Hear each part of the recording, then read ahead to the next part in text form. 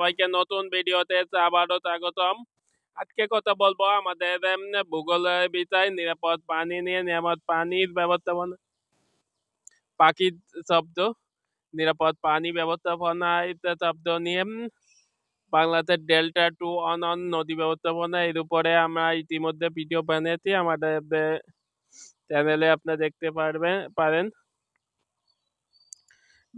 পৃথিবীতে প্রায় 4/3 পানি এবং 1 ভাগ এর তলাতে, কিন্তু দেখা গেছে কি এই অধিকাংশ পানি লবণাক্ত বা ব্যবহার অনুপযুক্ত। 1% 2.75% আছে নিরাপদ পানযোগ্য পানি। এই পানযোগ্য পানির প্রধান উপাদান কি হতে পারে? আপনার পুকুর কিংবা খাল, বিল, ভূগর্ভস্থ মাটির নিচে এই যে পানি, বরফ গলা পানি, এইগুলো তখন নদীর ধারায় মিশে লবণাক্ততা দূর করে। লবণাক্ত নদীতে যখন মিশে তখন যেটা মিঠা পানি হয়। আবার তখন আলাদা মিঠা পানির নদী অনেক উত্তরবঙ্গের দিকে পাওয়া যায়।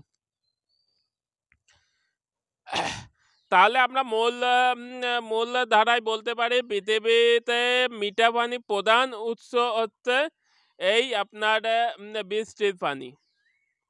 দেখেছেন আল্লাহ কত বড় নিয়ামত। পৃথিবীর প্রধান পানির উৎস, মিঠা পানির উৎস হচ্ছে একমাত্র বৃষ্টির পানি।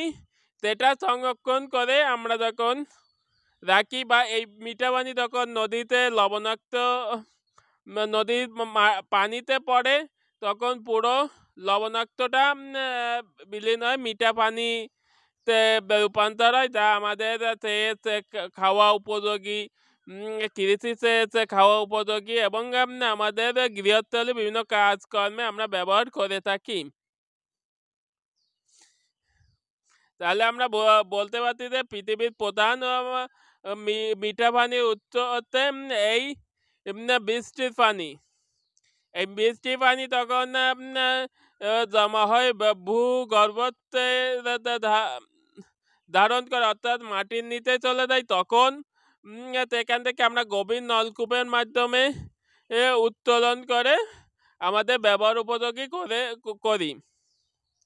আর অল্প কিছু ভিতর আছে যেটা আপনার বিভিন্ন সমুদ্র স্থলে বিশিষ্ট দেশ আছে, যেমন সিঙ্গাপুর, এরকম কিছু উন্নত রাষ্ট্র আছে, তা সমুদ্রের লবণ পানিকে রিসাইক্লিং করে ব্যবহার উপযোগী করে চলতে চায়। এটা অত্যন্ত কস্টলি, বাট সহজতর আপনার বৃষ্টি পানি, যেটা খুবই নিরাপদ এবং খাদ্য সম্পূর্ণ খাদ্য হিসেবে আপনার ব্যবহারের উপযোগী।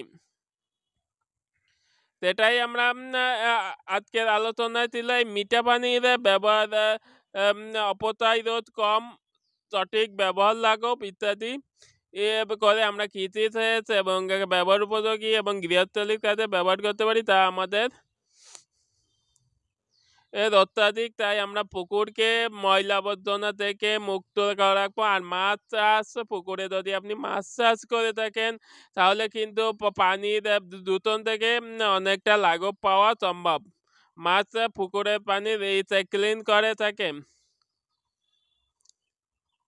আর দ্রাঘিমা এবং অক্ষাংশ দ্বারা সাধারণত জলবায়ু সংক্রান্ত বিষয় ধারণা করা হয় এবং দ্রাঘিমাংশ তারিখ, সময়, দূরত্ব বিষয়ক নির্ণয় করা হয়।